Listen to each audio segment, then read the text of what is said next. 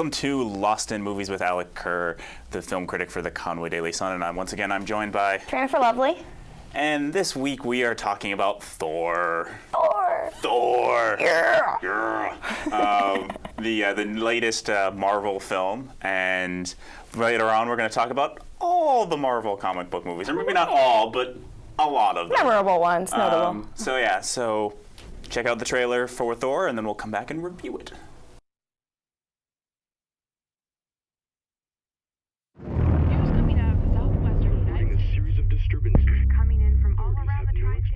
Sir, we found it. Government agencies have now cordoned off the area and are intense burst of light that came down. Jane, I think you want to see this.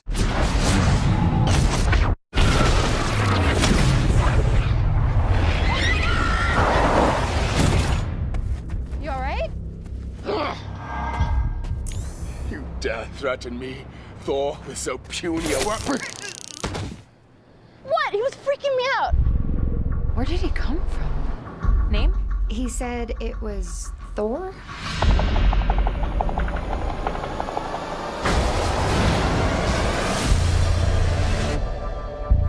You know, for a crazy homeless person, he's pretty cut. How'd you get inside that cloud? Also, how could you eat an entire box of Pop-Tarts and still be this hungry?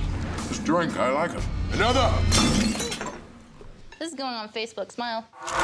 Your ancestors called it magic, and you call it science. Well, I come from a place where they're one and the same. But who are you, really? You'll see soon enough. God, I hope you're not crazy. Do you swear to guard the lives of the innocent and preserve the peace? I swear. I will destroy their kind You can't kill an entire race. and die with them. These people are innocent. I have no plans to die today.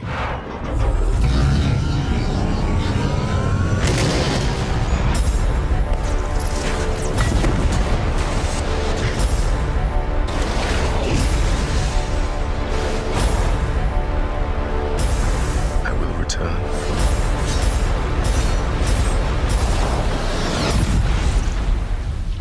You do not know what your actions would unleash.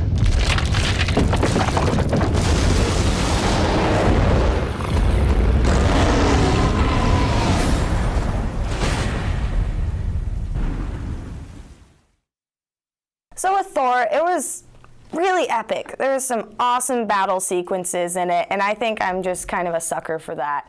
I accidentally went to see it in 3D. Didn't realize it was a 3D showing until after I'd purchased my ticket. But I am actually kind of glad I saw it because it really added to it, you know. It was awesome and funny stuff. Had some like quirky humor worked in. Fish out of water stuff. Yeah, exactly. And I really appreciated all of like the nod to other comics, all the Avengers stuff. Like big giant scary robot shows up and they're like, oh, is this another one of the models? I don't know. That guy never tells me anything. Yeah. Stan Lee's cameo as a redneck. Fantastic. Oh yeah. Oh my gosh, that was my favorite part for sure. But it was awesome. And I'm not that well versed in the Marvel comic book universe, but for people that are, there is a little cameo appearance by Hawkeye. Yep. Also, the Hawkeye one was awesome. Yeah. So, because that's a little tease, because he will be in the Avengers. Yeah. I love Hawkeye. He's just so that was Jeremy Renner. So, Jeremy Renner's always good. So. I'm so excited. And. Yeah, I definitely enjoyed it, and it's directed by Kenneth Branagh, which seems like an odd choice. Yeah, he doesn't do stuff like this. He kind of does like more contemplative movies. Right.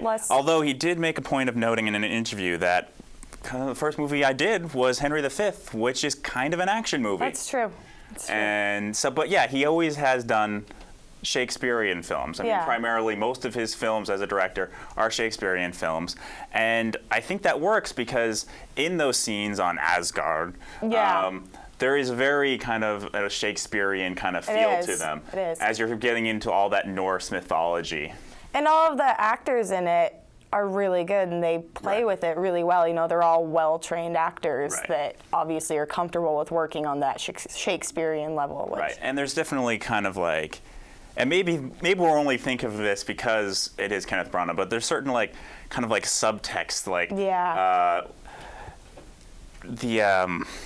the brother dynamic. And the father-son dynamic is kind of, you get some kind of like King Lear stuff going on there. Loki's kind of got this Iago thing going on with him, where he's this schemer and he's manipulating. He's mischievous. He is the god of mischief. And I thought he was very good. Tom, I think his name is Hiddleston. Yep. He's very good because you really don't know what his intentions are. Yeah. It's very ambiguous. It's like, is he the villain? Is he not the villain? Because he just seems so sincere and sweet, but then he's like, ha ha ha. And, I've always been and Chris Hemsworth as Thor, he's pretty fantastic. Yeah, when I saw the previews, I was like, oh great, this is gonna be awesome. Then he actually really pulled through. I was blown away by his performance. And for most people, they're not gonna know him, but he was Kirk's father in the new Star Trek. And granted, that was only like a 10-minute scene, but he was great in that 10 minutes. So, but no, he's very good. He does a good job getting the whole arc across, because he's very good at being the vain and arrogant Thor at the beginning, but he does get across him getting humility and learning to be compassionate, and he does get that across very well. And he learns to love. He learns to love. That's one of the only things that I thought the movie could have done better. I think they kind of shortchanged Natalie Portman a little bit. Yeah. I mean, she was great.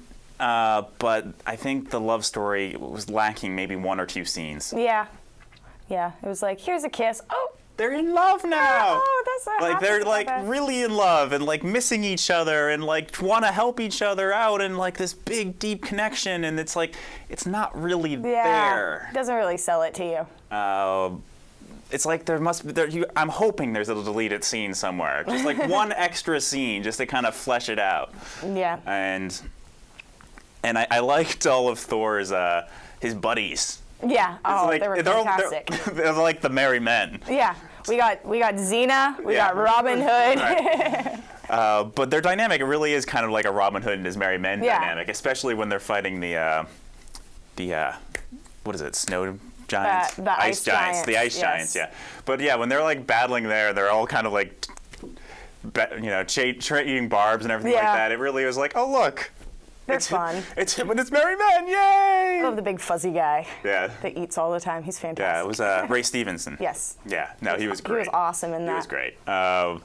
And Kat Dennings is kind of fun because she's the character who kind of represents the audience, because she's always like, what is this? Oh man, they stole my iPod. Yeah, I really liked her in that. She was kind of her, but she plays the snarky, sarcastic girl really well. So. Yeah, and I didn't see it in 3D. I just saw it in 2D, and I don't know. I'm kind of tired of the 3D trend. It's just. I don't really believe in it, and like I said, I would have seen it in regular had I known. And this was a movie that was converted after the fact. In most cases, that's pretty awful. I mean, you said it was decent, but if you're gonna see a 3D movie, you should see one that was actually filmed with the Phantom cams. Yeah. Right. And actually, I don't really think I'm gonna even bother with 3D anymore, because I've read a couple articles that say that yes, while clearly we can experience the 3D, our brains aren't made to process the information like that. Interesting. So that's why a lot of people wind up getting headaches, because it forces your brain to work harder than it needs to. And that's why a lot of people get that feeling of vertigo, get headaches, in some cases get seizures, and feel like seasick almost. Yeah. So happened to me. Right. Minus the seizures. Right. And so basically you're paying an extra $3 to feel sick. Tilt-a-whirl. Yeah. So, I mean, there are some movies I think it's worthwhile with, like Avatar or with Tron Legacy. But it is just a gimmick. Yeah, oh, definitely. And actually, I came across this realization that it's every 30 years that 3D comes back. Because first you had 3D in the 1950s. And then it came back in the early 80s. And then it came back in 2010. Whoa. Dun, so dun, dun. every 30 years. So it'll go away, and then it'll come back in 2040. Okay, well, we'll have a break for a while. We'll have a break for a while. So hopefully people, throw out their 3D TVs. But yeah, so Thor's, it's good. And I'm excited for the Avengers. Yeah, definitely. It's set things up nicely. It's not so obvious as it was with Iron Man 2. Yeah. Iron Man 2 really almost the film almost came to a complete halt. Yeah. To interject stuff like, oh wait, there's gonna be an Avengers movie. I know. And I enjoyed. Oh my gosh. Yeah. Oh look, there's Captain America's shield.